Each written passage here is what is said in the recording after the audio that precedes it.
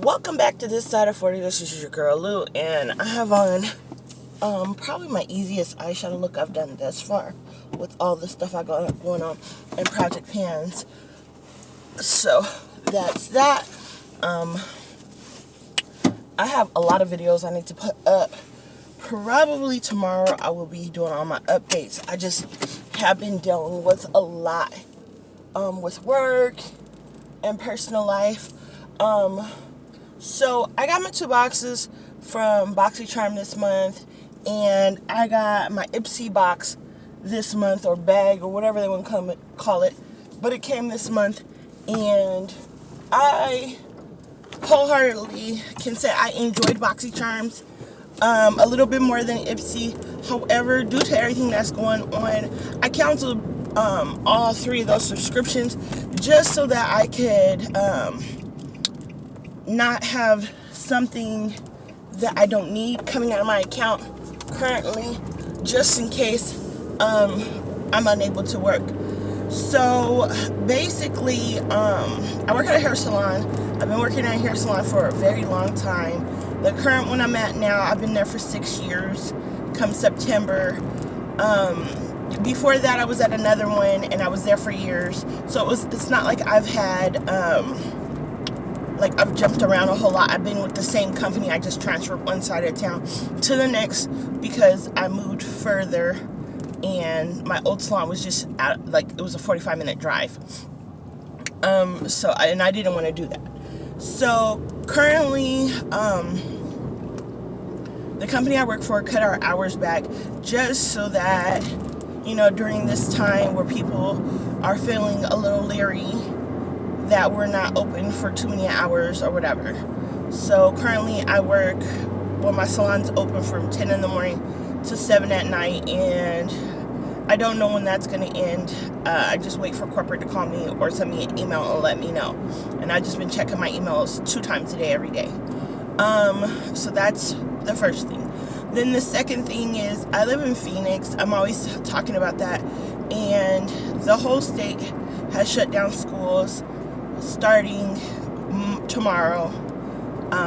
Today's Monday. Today until the 27th of the month. They are doing some things online. I am kind of concerned for people who have kids who do not have internet, just because, financially that's an extra bill that some people cannot afford. So that's that. Then,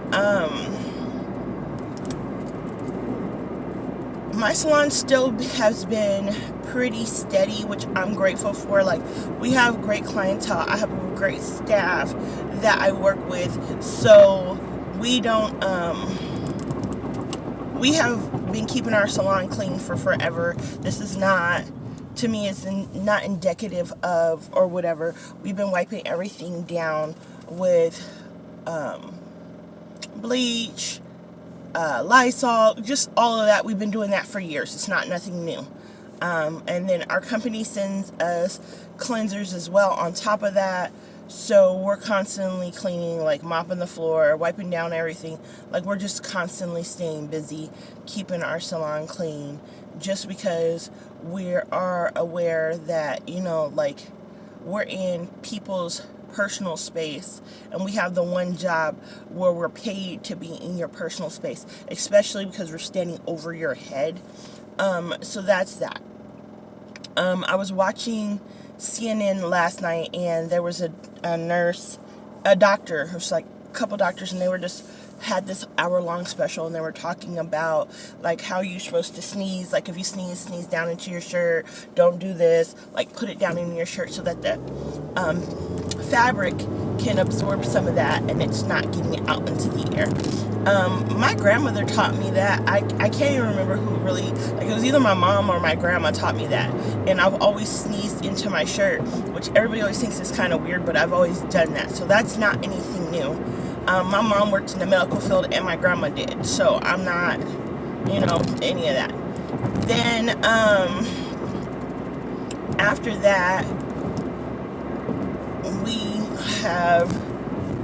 I've been to the grocery stores. I actually started grocery shopping weeks and weeks and weeks before everyone else did, and I just did because I felt like they were saying stuff that, like, to me were key indicators that they were starting to get a little leery. So I was already stocked. There are a couple things that I wish I could get more of, like more containers of meat or whatever.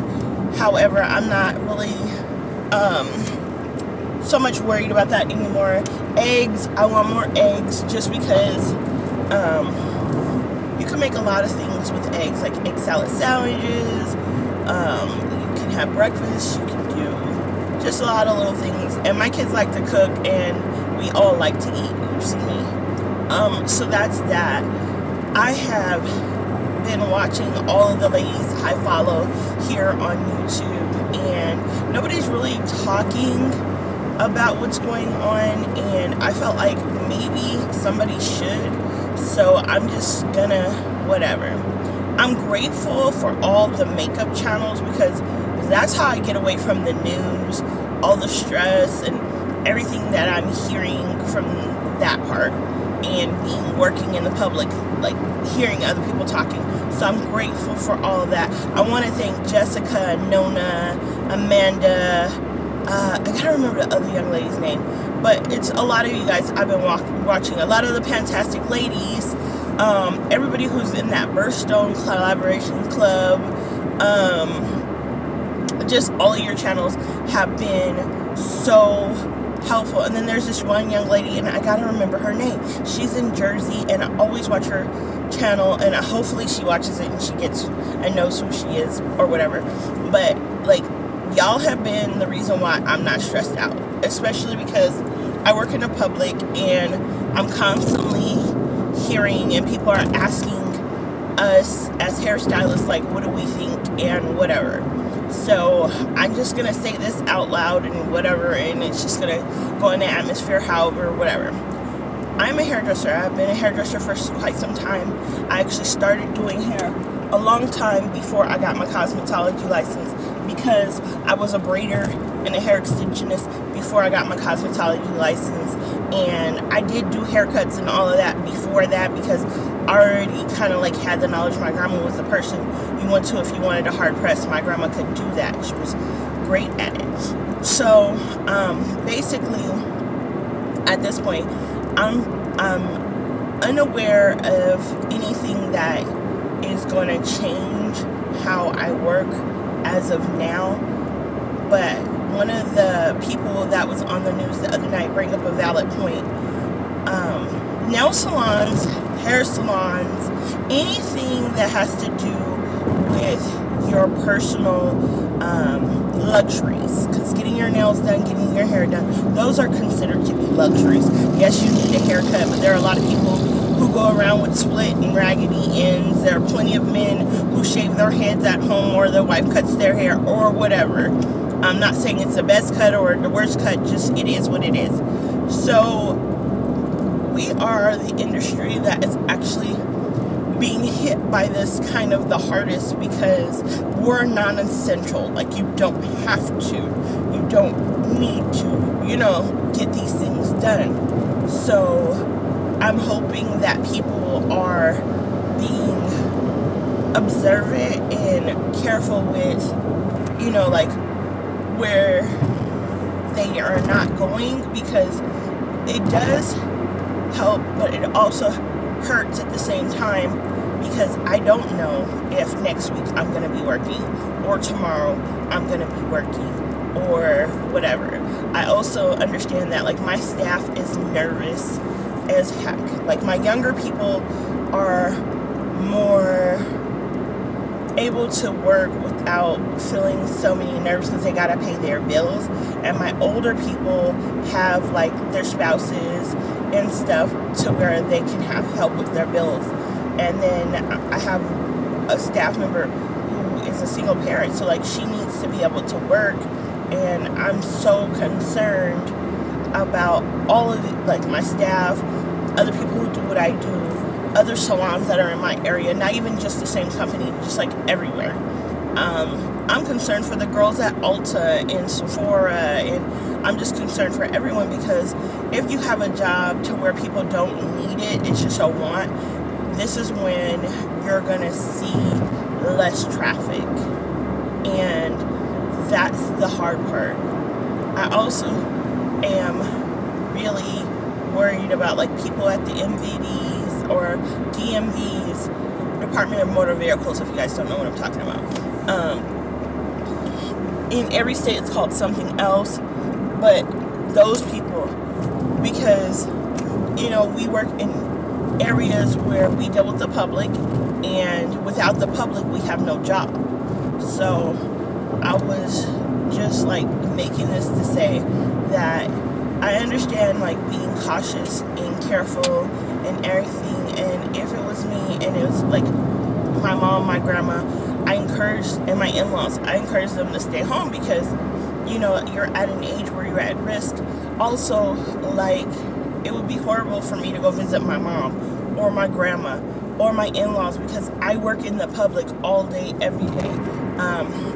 Ricky has congestive heart failure, and it worries me every day when I come home. Like, I'm praying that I'm not catching or transmitting anything off on him, because God forbid something happens, it would just break my heart, kill me, whatever you want to call it, because I don't want him to be sick. But at the same time, like, I've got to work because we have bills, we have to have food.